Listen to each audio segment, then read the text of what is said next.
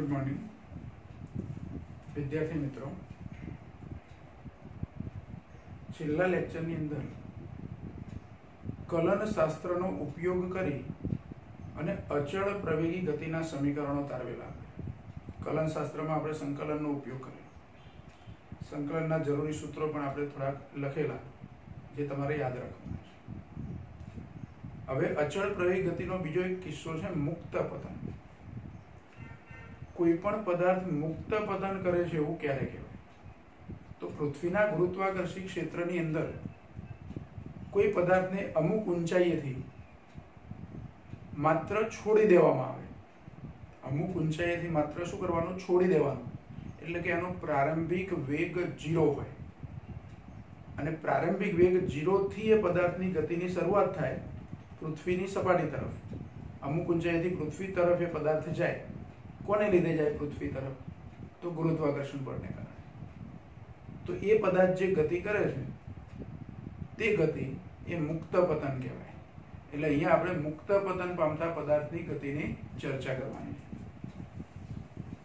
એટલે આપણો આજનો ટોપિક છે મુક્ત પતન પામતા પદાર્થ। મુક્ત પતન પામતા પદાર્થની ગતિ। હવે જો एक्चुअली મુક્ત પતન પામતા પદાર્થની ગતિની ચર્ચા કરવા માટે આપણને એક ઉદાહરણનો દાખલો આપ્યો છે, જે ઉદાહરણ નંબર 3.5 છે। વચ્ચે આપણે 3.4 ગણવાનું છે। આપણે કલનશાસ્ત્રની મદદથી અચળ પ્રવેગી ગતિના સૂત્રો તારવ્યા હતા। તે ઉદાહરણ 3.3 હતું।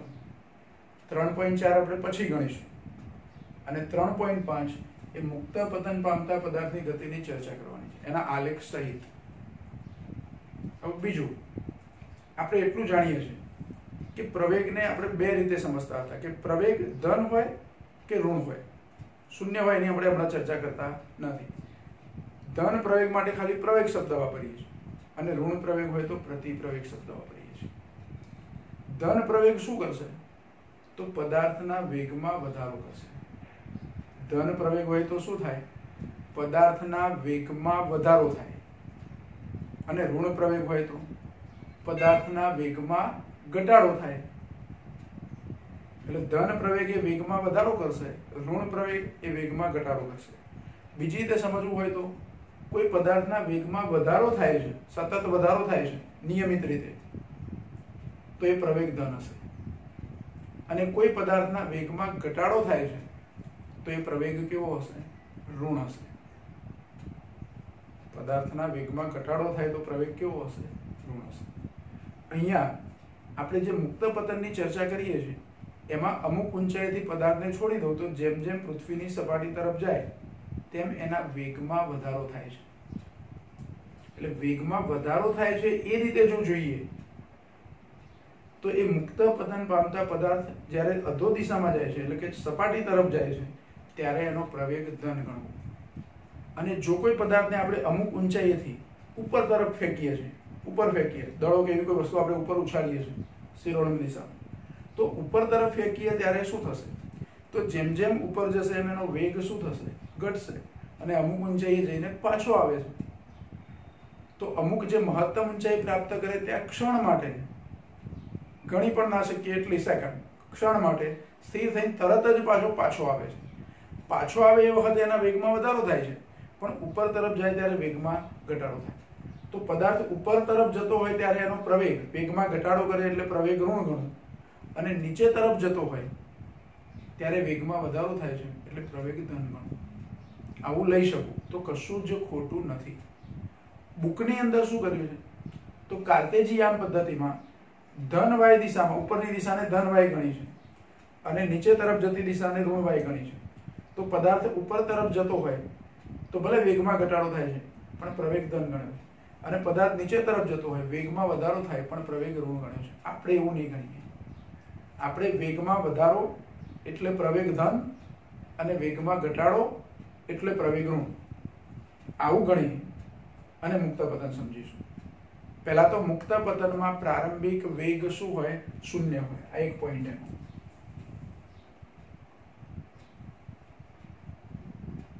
મુક્ત પતન પામતા પદાર્થનો પ્રારંભિક વેગ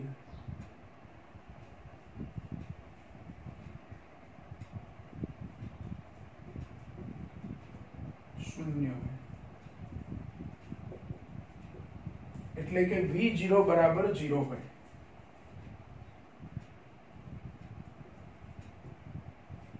v0 બરાબર 0 હોય.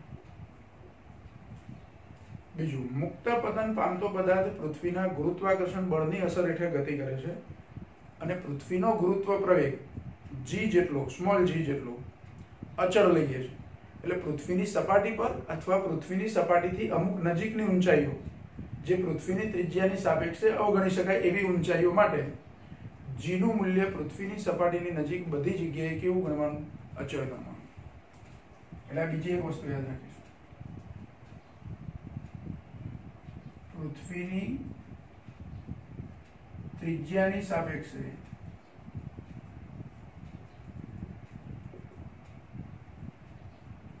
અવગણી શકાય તેવી પૃથ્વીની સપાટીથી અમુક ઊંચાઈ સુધી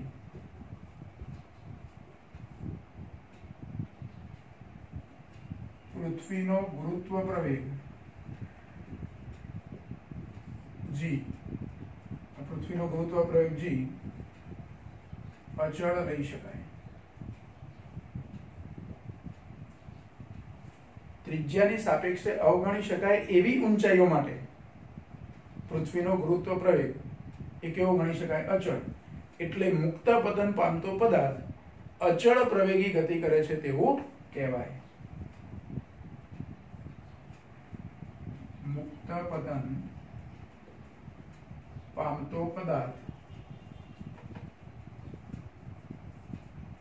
અચળ પ્રવેગી ગતિ કરે છે તેમ કહેવાય. હવે આપણે લઈ શકીએ.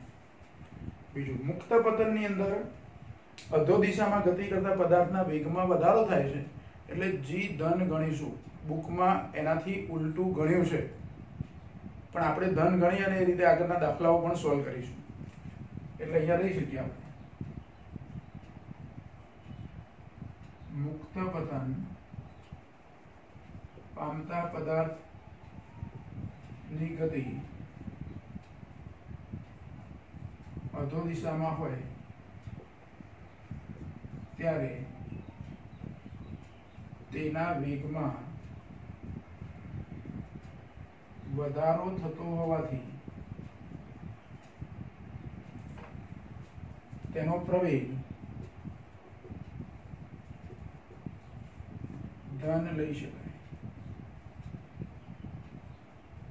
તથા ગુરુત્વાકર્ષણની અસર હેઠળ ગુરુત્વાકર્ષણ બળની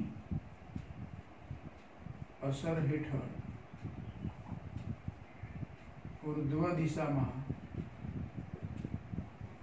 ગતિ કરતા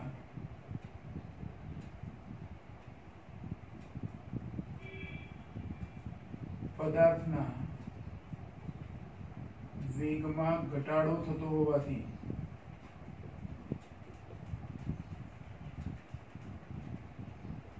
તેનો પ્રવેગ ઋણ લઈ શકાય.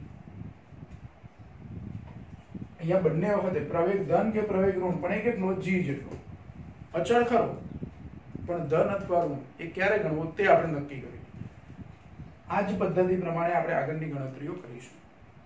મુક્ત પતન પામતા પદાર્થ માટે અથવા ઉર્ધ્વ દિશામાં ફેંકેલો કોઈ પદાર્થ જે ગુરુત્વાકર્ષણની અસર હેઠળ ગતિ કરે છે. જો અધો દિશામાં આવતો પદાર્થ એ પણ ગુરુત્વાકર્ષણની અસર હેઠળ ગતિ કરે છે. ઉપર તરફ ફેંકેલો પદાર્થ અમુક ઉર્જા આપીને એ પદાર્થ પણ ગુરુત્વાકર્ષણની અસર હેઠળ ગતિ કરે છે. ઉપર જતો હોય ત્યારે પણ ગુરુત્વાકર્ષણની અસર હેઠળ, નીચે આવે ત્યારે પણ ગુરુત્વાકર્ષણની અસર હેઠળ. અને દરેક વખતે એનો પ્રવેગ g જેટલો અચળ. પણ ઉપર જાય એટલે વેગમાં ઘટાડો થાય એટલે પ્રવેગને આપણે ઋણ ગણીશું. નીચે આવતો હોય ત્યારે વેગમાં વધારો થાય એટલે પ્રવેગને ધન ગણીશું. એના માટે આ ખાસ યાદ રાખો. એટલે 2 પોઈન્ટ પ્રવેગ ધન ક્યારે ગણવાનું, ગુરુત્વ પ્રવેગ, અને ઋણ ક્યારે ગણવાનું. આ બે વસ્તુ આપણે યાદ રાખવાની ખાસ. હવે મુક્ત પતન કરતા પદાર્થ માટે અચળ પ્રવેગી ગતિના સમીકરણો કેવા થાય?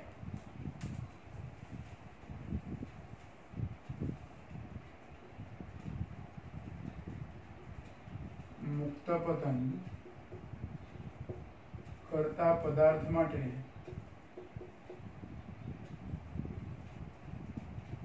અચળ પ્રવેગી ગતિના સમીકરણ. જો અચળ પ્રવેગી ગતિ તો છે જ, મુક્ત પતન પામતો પદાર્થ કેવી ગતિ કરે છે? અચળ પ્રવેગી ગતિ કરે છે. કેવી ગતિ કરે છે? અચળ પ્રવેગી.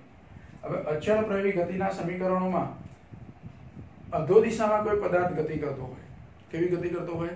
અધો દિશામાં. મુક્ત પતન એટલે અધો દિશા જ ગણીશું આપણે. તો એવા પદાર્થ માટે આપણે કીધું કે પ્રારંભિક વેગ 0 હોય, v0 બરાબર, અને એને બદલે શું લેવાનું? g લેવાનું. એટલે અચળ પ્રવેગી ગતિના સમીકરણોમાં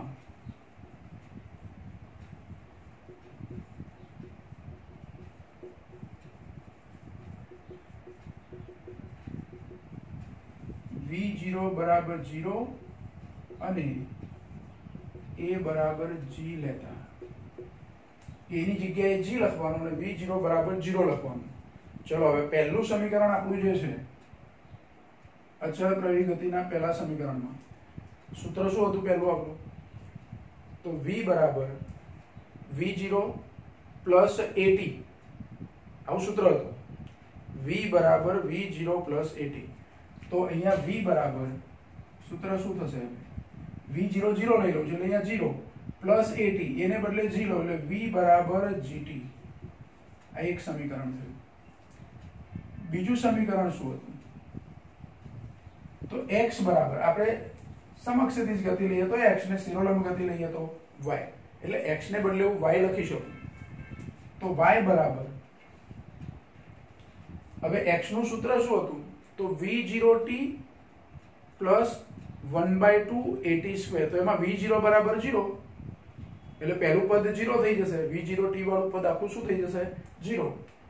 એટલે 0 પ્લસ 1/2 at સ્ક્વેર, એને બદલે g t સ્ક્વેર. આ બીજું સમીકરણ છે. ત્રીજું સમીકરણ v square minus v0 square બરાબર 2ax, આવું સૂત્ર હતું. v square minus v0 square બરાબર 2ax. તો v0 બરાબર 0 લઈ લો એટલે v સ્ક્વેર માઇનસ v0 એ 0 લેવાના હતા એટલે હવે 0 લખતા નથી. એટલે v સ્ક્વેર બરાબર શું થશે? 2gx. x ને બદલે હું શું લખું છું? y. એટલે જુઓ v બરાબર v0 બરાબર 0, a બરાબર g અને x બરાબર આવું લખીએ આપણે અહીંયા v0 બરાબર 0, a બરાબર g અને x બરાબર y લેતા. એટલે x ની જગ્યાએ y પણ લઈ લીધું આપણે. આ ત્રણ સમીકરણો આપણે યાદ રાખો. ચોથું સૂત્ર હતું એમાં પ્રવેગ આવતો નથી એટલે એ સૂત્ર આપણે લખતા નથી. લખવું હોય તો લખાય x બરાબર v plus v0/2 into t. એમાં v0 બરાબર 0 લઈ લેવાના. ચોથું સમીકરણ પણ લખીએ, જો શું લખાય? x ને બદલે શું લખવાનું? y. v પ્લસ v0/2 તો હવે v/2 થશે ઇન્ટુ t, કારણ કે v0 0 થઈ ગયું. એટલે આ ચાર સમીકરણો એ કેવા પદાર્થ માટે થયા? મુક્ત પતન કરતા પદાર્થના ગતિના સમીકરણો. અને મુક્ત પતનમાં કઈ તરફ જાય છે? નીચે તરફ. જો પદાર્થ ઉર્ધ્વ દિશામાં જતો હોય તો ઉર્ધ્વ દિશામાં જતો હોય તો થોડો ફેરફાર થાય. ઉર્ધ્વ દિશામાં મહત્તમ ઊંચાઈએ પહોંચે ત્યારે એનો અંતિમ વેગ 0 થઈ જાય અને v0 એમાં 0 ના હોય. તમે કોઈ પદાર્થને ઉર્ધ્વ દિશામાં ફેંકો છો તો v0 0 નહીં હોય, માત્ર મુક્ત પતન થતું હશે. જો મુક્ત પતનનો મતલબ શું? તો પદાર્થને કોઈ એક ઊંચાઈએ આપણે પકડી રાખેલો છે અને ત્યાંથી ખાલી છોડી દેવાનું, એને ફેંકવાનું નહીં. તમે કોઈ 3-4 માળના બિલ્ડિંગના ટેરેસ પર ઊભા છો, આપણા હાથમાં એક પથ્થરનો ટુકડો છે, હું નીચે બે રીતે એને મોકલી શકું છું. એક તો ફેંકીને નીચે થ્રો કરવાનો, અમુક ઉર્જા આપીને ફેંકવાનો, અને બીજું એને ખાલી છોડી દેવાનું. તો બંનેમાં પ્રારંભિક વેગ જુદો. માત્ર એને છોડી દો તો પ્રારંભિક વેગ 0, એટલે એ મુક્ત પતન. પણ તમે એને પથ્થર પકડ્યો છે ને અમુક ઊંચાઈથી એને આમ નીચે જમીન તરફ, ભલે સીધો જ ફેંકો છો પણ ફેંકો છો, તો એનો પ્રારંભિક વેગ 0 ના કહેવાય. નીચે જશે ખરો, ફેંકીએ છે એટલે નીચે તો જવાનું છે, પણ આપણે તો શું કરવાનું, ખાલી છોડી દેવાનું. ફેંકીએ તો નીચે જશે, એ વખતે એનો પ્રવેગ તો g જેટલો જ હશે, પણ પ્રારંભિક વેગ 0 નહીં હોય, એટલે થોડો જલ્દી જમીન પર પહોંચશે. મારી જોડે બે પથ્થરના ટુકડા છે, એકને છોડી દઉં અને એકને થ્રો કરું છું એક જ સમયે. જે સમયે પેલાને છોડું છું એ જ સમયે બીજાને થ્રો કરું છું, તો પેલાનો પ્રારંભિક વેગ શરૂઆતમાં કંઈક છે અને આનો પ્રારંભિક વેગ 0 છે, તો પહેલું જમીન પર કયો પદાર્થ પહોંચશે, તો જેને તમે થ્રો કર્યો હતો તે. આ ખાલી સરખામણીની વાત છે. પણ જ્યારે મુક્ત પતન એવો શબ્દ આવે ત્યારે પ્રારંભિક વેગ શું ગણવાનો, 0 ગણવાનો. અને એ પ્રારંભિક વેગ 0 ગણ્યો, એ બરાબર g લીધા અને x ને બદલે y લખી, અને આ મુક્ત પતન પામતા પદાર્થની ગતિના સમીકરણો, એ પણ અચળ પ્રવેગી ગતિ જ છે. બરાબર. હવે એના આલેખ દોરવાના છે. x વિરુદ્ધ t નો, v વિરુદ્ધ t નો, x એટલે x ને બદલે આપણે y લખીએ, અને a વિરુદ્ધ t નો. આ 3 આલેખ મારે દોરવા છે. એ બુકમાં તમને જુઓ 3 આલેખ આપ્યા છે, પણ અહીંયા તમને જે 3 આલેખ આપ્યા છે એ 3 આલેખમાં g માઇનસ લઈને દોરેલા છે. આપણે g પ્લસ લીધો છે, એટલે એવા 3 આલેખ મારે દોરવા છે. પહેલા આપણે a વિરુદ્ધ t નો આલેખ દોરીએ. મુક્ત પતન પામતા પદાર્થ માટે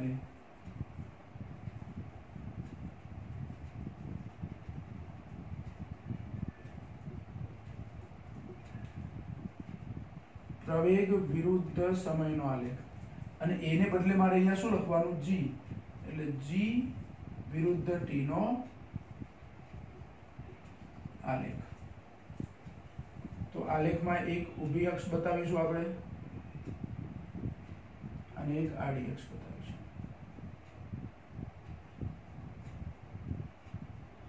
આડી અક્ષ હંમેશા સમયની અક્ષ હોય, અને ઊભી અક્ષ ઉપર અહીંયા પહેલી જે ભૌતિક રાશિ હોય તે એટલે પ્રવેગ છે, એટલે અહીંયા g લખી દઉં છું. આ ઉગમ બિંદુ છે. g નું મૂલ્ય ધારો કે 9.8 હોય મીટર પર સેકન્ડ સ્ક્વેર. g નું મૂલ્ય આટલું છે. તો અહીંયા મેં સ્કેલ લખું ધારો કે, તો 1 2 3 4 5 6 7 8 9 10 11 12 સ્કેલ લખ્યા હોય તો કોઈ એક જગ્યાએ 9.8 આવશે. અને આ પ્રવેગ કેવો છે, અચળ. દરેક સમયે, સમયની કોઈ પણ ક્ષણે પ્રવેગ અચળ છે. એટલે આ જે લાઈન આવશે એ સમયની અક્ષને સમાંતર આવશે. કેવી લાઈન આવશે, સમયની અક્ષને સમાંતર. આ તમારે સમજી લેવાનું કે આ લાઈન સમાંતર છે, સમયની અક્ષને સમાંતર લાઈન છે, એટલે અચળ પ્રવેગ કહેવાય. જો g ને મેં ઋણ ગણ્યા હોત તો બુકમાં ધારો કે g ને ઋણ ગણીને આપેલો ચાલે, તો ઉગમ બિંદુથી નીચે તરફ -1 -2 -3 -4 નીચે તરફ, અને ઋણ અક્ષ ઉપર એ લાઈન આવતી, આ લાઈન નીચે આવતી, આટલો ફરક પડે. બરાબર. ચલો બીજો આલેખ. આ પહેલો આલેખ છે આપણો. એના માટે બીજો આલેખ કેવો હોય, તો મુક્ત પતન પામતા પદાર્થ માટે બીજો આલેખ વેગ વિરુદ્ધ સમયનો આલેખ. કેવો આલેખ, વેગ વિરુદ્ધ સમયનો આલેખ. તો એમાં પણ બે અક્ષો લઈશું આપણે.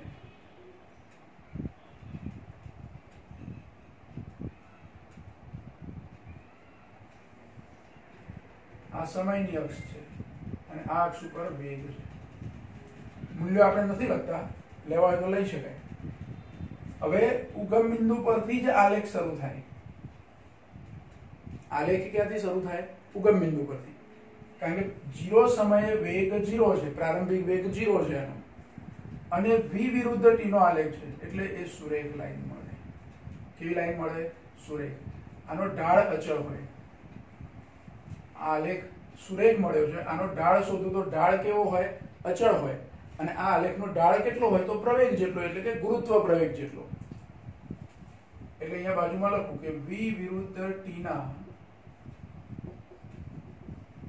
આલેખનો ઢાળ બરાબર પ્રવેગ, જે કેટલો હોય, g જેટલો હોય, એટલે ગુરુત્વ પ્રવેગ જેટલો હોય, અને આલેખ કેવો મળે, સુરેખ મળે.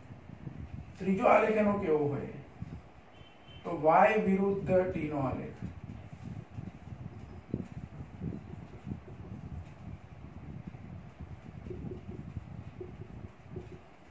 ત્રીજો આલેખ y વિરુદ્ધ એટલે કે સ્થાનાંતર વિરુદ્ધ સમયનો આલેખ. આ પ્રવેગ વિરુદ્ધ સમય, વેગ વિરુદ્ધ સમય અને સ્થાનાંતર વિરુદ્ધ સમય. અહીંયા a ને બદલે તમે g લખી શકો, g ને બદલે a લખી શકો, પ્રવેગ જ છે, સંજ્ઞા ખાલી અહીંયા g વાપરી જાવ. હવે એમાં બે અક્ષો લઈશું આમાં.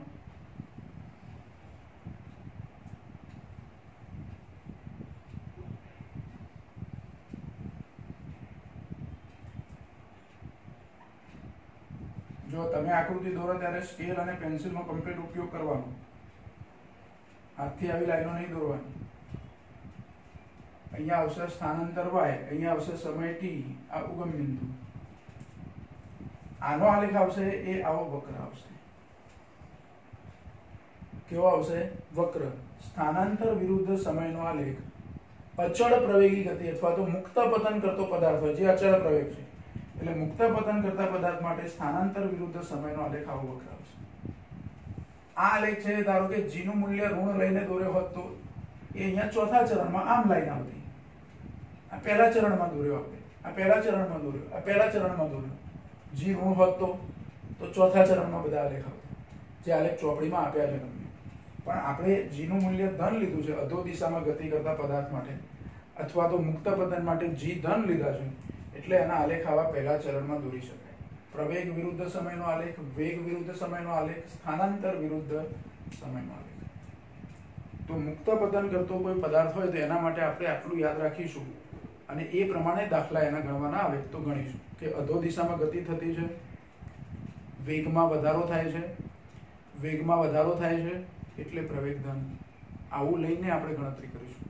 પેલા કાર્ટેશિયન પદ્ધતિ પ્રમાણે ઋણ y અક્ષ ઉપર ઋણ ને ધન y અક્ષ ઉપર ધન એવું નહીં લઈએ. કોઈ જવાબમાં ફરક નથી પડવાનો, આ યાદ રાખો. તમે મુક્ત પતન કરતા પદાર્થ માટે g નું મૂલ્ય ઋણ લઈને એ પદ્ધતિ પ્રમાણે આખી ગણતરી કરો, અથવા g નું મૂલ્ય ધન લઈને એ પ્રમાણે ગણતરી કરો, કોઈ ફરક પડતો નથી. એટલે આપણે g ધન લઈને ગણતરી કરીશું.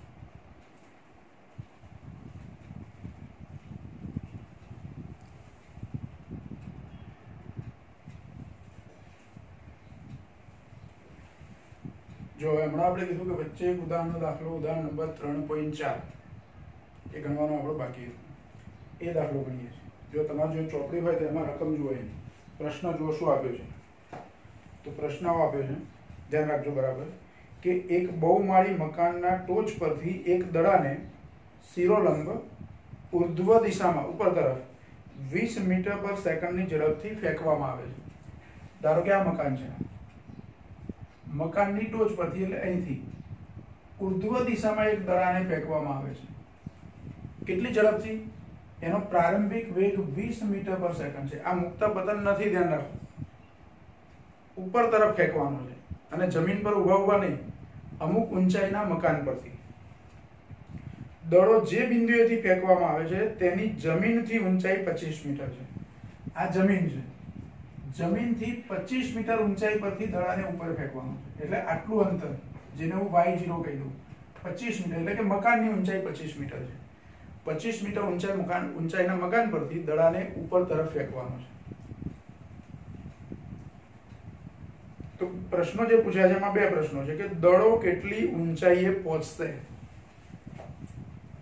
અહીંથી આ ઊંચાઈ હું શોધી કાઢું તો કુલ ઊંચાઈ તો મળી જાય. આ 25 છે, એમાં આટલી ઊંચાઈ નહીં દેવાની. એટલે જમીનથી કેટલી ઊંચાઈએ પહોંચશે તે પૂછ્યું છે.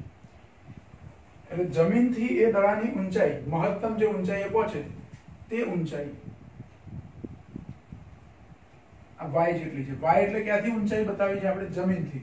દડો અહીંથી ધારો કે v0 જેટલા વેગથી ફેંક્યો તો ધીરે ધીરે એનો વેગ ઘટતો જશે, આટલે પહોંચ્યો અને વેગ 0 થઈ ગયો, અને પછી એ નીચે આવશે અને જમીન પર પહોંચશે. તો પહેલો પ્રશ્ન છે કે દડો કેટલી ઊંચાઈએ પહોંચશે, એટલે કે જમીનથી કેટલી ઊંચાઈએ પહોંચશે. અને બીજો, દડો જમીનને અથડાય તે પહેલા કેટલો સમય લાગશે. આપણે હાથમાંથી દડાને છોડ્યો કે અમુક ઊંચાઈએ આમ ફેંક્યો ઊંચાઈ ઉપર તરફ આપણે ફેંક્યો અમુક વેગથી, તો દડાને ફેંક્યો એટલે કે આપણા હાથમાંથી જેવો દડો છૂટો પડ્યો ઉપર તરફ જવા માટે, ત્યાંથી શરૂ કરીને જમીન પર પહોંચે ત્યાં સુધી કેટલો સમય લાગ્યો હશે, એટલે કે હવામાં કેટલો સમય દડો રહ્યો હશે, એ સમય પણ શોધવાનો છે. એટલે કુલ ઊંચાઈ y પણ શોધવાની છે અને સમય અહીંથી અહીં સુધી પહોંચવાનો સમય ને અહીંથી અહીં જમીન પર આવતો સમય બે અલગ અલગ ગણીશું આપણે, તો એ બંને સમય પણ શોધવાના છે. એટલે અહીંયા જુઓ y0 બરાબર 25 મીટર જે આપણને આપેલું છે, પ્રારંભિક વેગ પણ આપ્યો છે. હવે દડાને A થી B સુધી પહોંચતા લાગતો સમય ધારો કે t1 છે, આપણે એ સમય ધારીને ગણતરી કરીએ.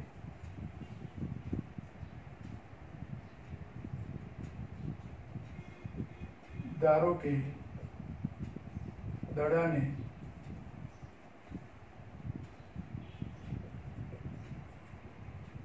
A થી B સુધી પહોંચતા લાગતો સમય t1 છે. તો જો સમય t1 આપણે શોધવાનો છે. હવે આપણી જોડે જે અચળ પ્રવેગી ગતિના સમીકરણો છે, એ સમીકરણમાંથી ગમે તે એક સમીકરણનો ઉપયોગ કરીને આપણે આ શોધી શકીએ. અહીંયા B બિંદુ પાસે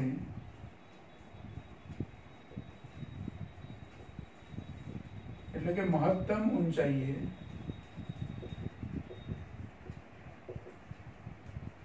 v બરાબર 0 એટલે કે અંતિમ વેગ 0 હશે. મેં દડાને અહીંથી ઉપર તરફ જવા દીધો, આટલે પહોંચ્યો એટલે એનો વેગ 0 થઈ ગયો.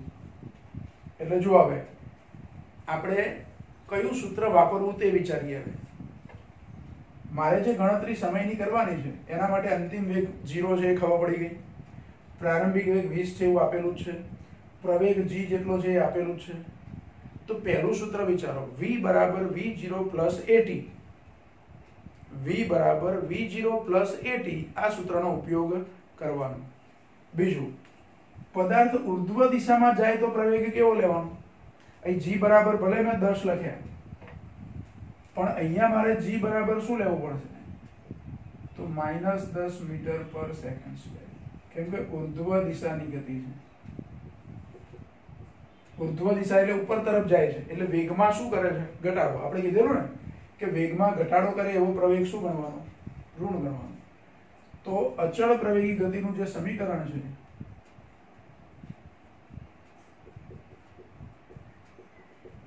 કયું સૂત્ર? v બરાબર v0 પ્લસ at પરથી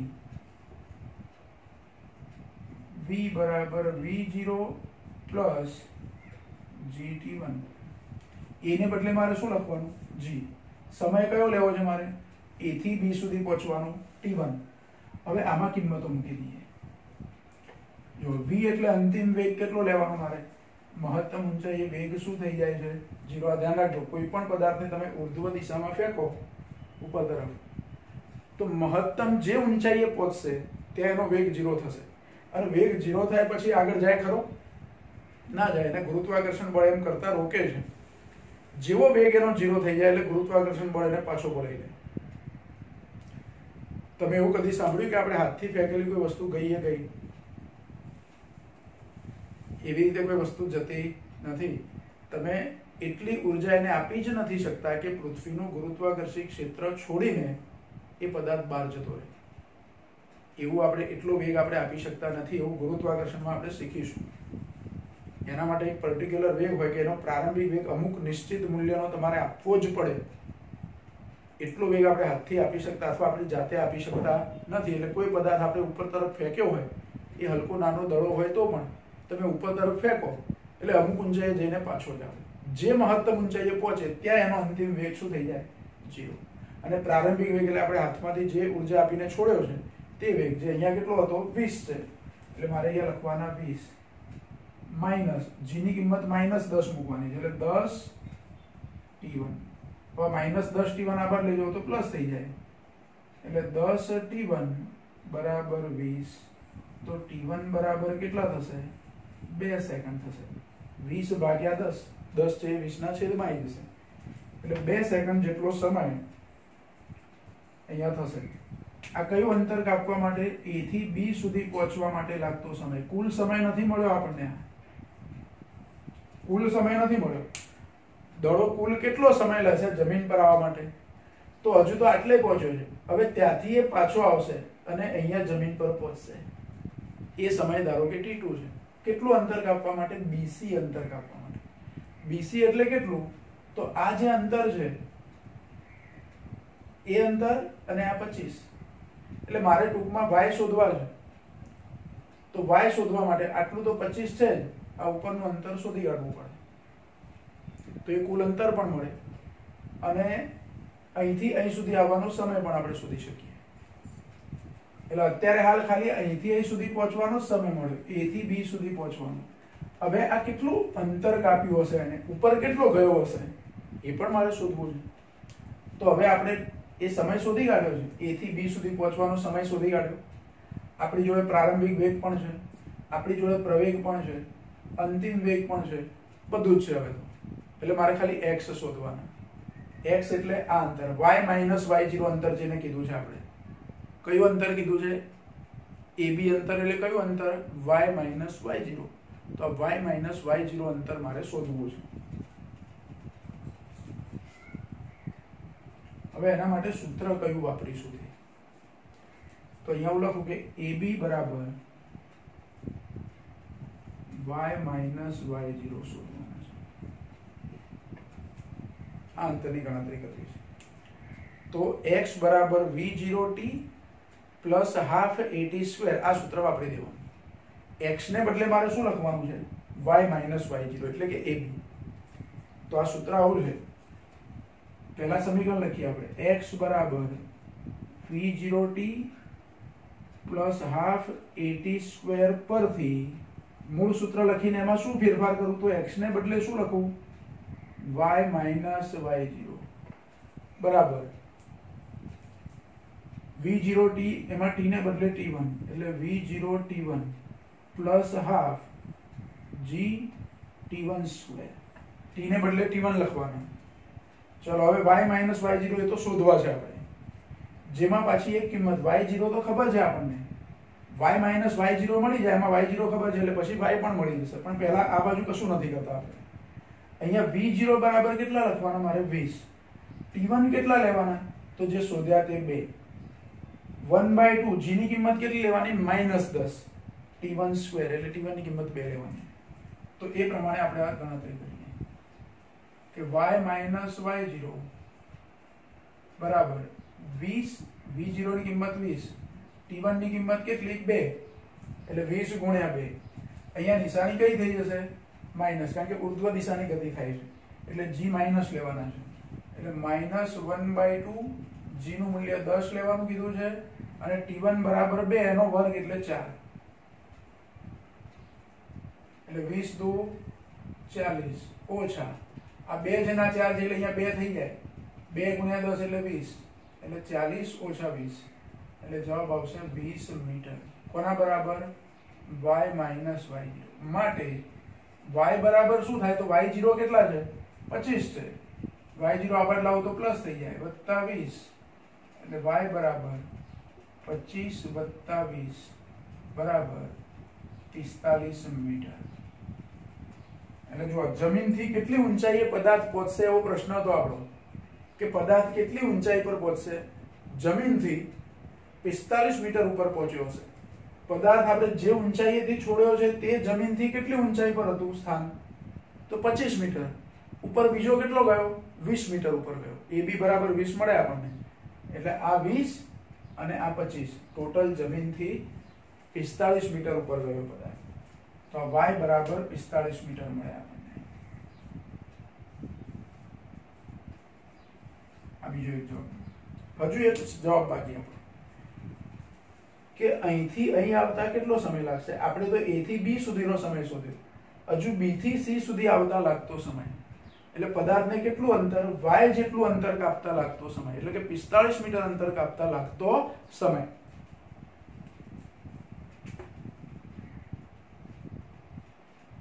પદાર્થને B થી જમીન પર એટલે કે સી બિંદુ પર આવતા લાગતો સમય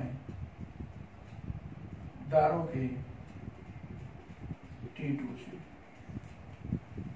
તો હવે એવું વિચારો કે પદાર્થ અહીંથી અહીંયા પહોંચી ગયો છે, હવે અહીંથી નીચે આવશે, કેટલા વેગ સાથે ગતિની શરૂઆત થશે? તો મહત્તમ ઊંચાઈનો વેગ શું થઈ ગયો છે? 0. એટલે બી બિંદુ પર અથવા બી બિંદુ પાસે v0 બરાબર 0. હવે પ્રારંભિક વેગ એનો 0 થઈ ગયો મહત્તમ ઊંચાઈએ, એટલે 0 વેગ સાથે ગતિની શરૂઆત થશે. કઈ તરફ આવશે? નીચે તરફ. એટલે એનો પ્રવેગ કેવો ગણાય? ધન. એટલે 10 મીટર પર સેકન્ડ સ્ક્વેર. t બરાબર શું લેવાનું? t2 સમય લેવાનો છે, જે આપણે શોધવાનો છે. એટલે t2 શોધવાના છે. અહીંથી અહીં પહોંચતા લાગતો સમય t2 છે, એટલે t2 આપણે શોધવાના છે.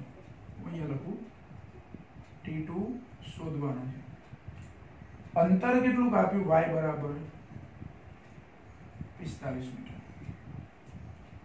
જો આ સૂત્રમાં કોઈ જગ્યાએ v ની જરૂર નથી આપણે, તો આ બીજું સૂત્ર છે એ જ સૂત્ર લઈ લેવાનું. પણ અહીંયા y માઇનસ y0 ને બદલે ખાલી y લખવાના. y બરાબર v0 t2 plus half g t2 square, એવું સૂત્ર લખવાનું. એટલે y બરાબર v0 t2 plus half g t2 square.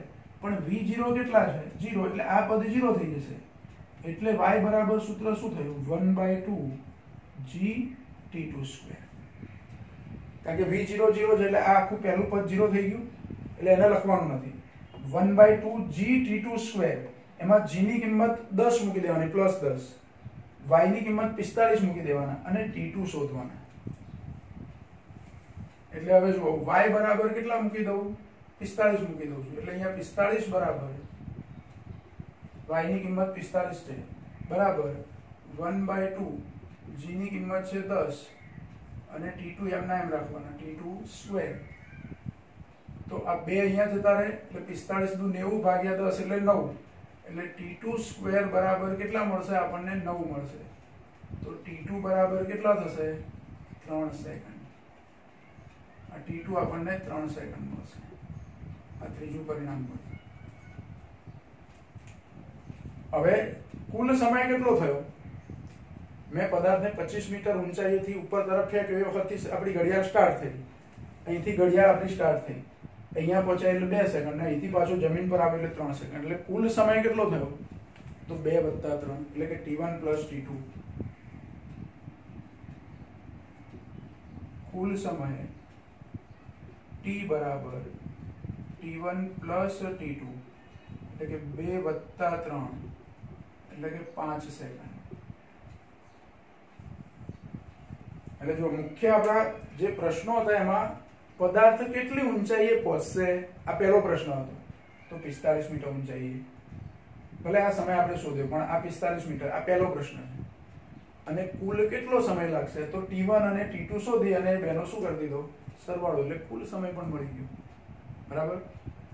4 માર્કમાં પૂછી શકાય એવો અગત્યનો દાખલો. 4 અથવા 5 માર્કમાં પણ પૂછવો હોય તો પૂછી શકાય. તો આવી સરસ એક આકૃતિ દોરી અને આ ગણતરી કરવાની. બરાબર. હવે આજનું લેક્ચર આપણે અહીંયા પૂરું કરીએ છીએ, પણ આ દાખલો આખો તમારે આ જ રીતે લખવાનો. બીજું, બુકની અંદર મેં કીધું હમણાં જ કે અધો દિશાની ગતિમાં g ઋણ લીધા છે અને ઉર્ધ્વ દિશામાં g ધન લીધા છે. પણ એવું લેવાથી આપણે થોડા કન્ફ્યુઝ થઈએ કે વેગમાં વધારો થાય એટલે પ્રવેગ ઋણ કેવો હોય.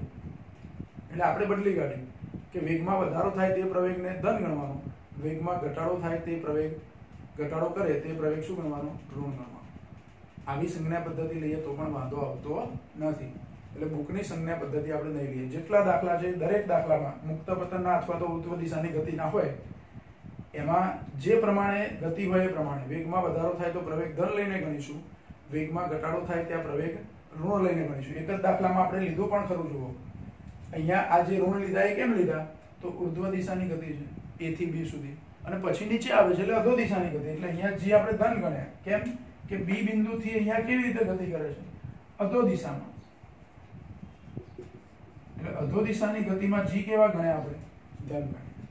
તો આટલું ધ્યાન રાખી અને આવા દાખલા સોલ્વ કરીશું. એટલે આજનું લેક્ચર અહીંયા આપણું પૂરું કરીએ છીએ.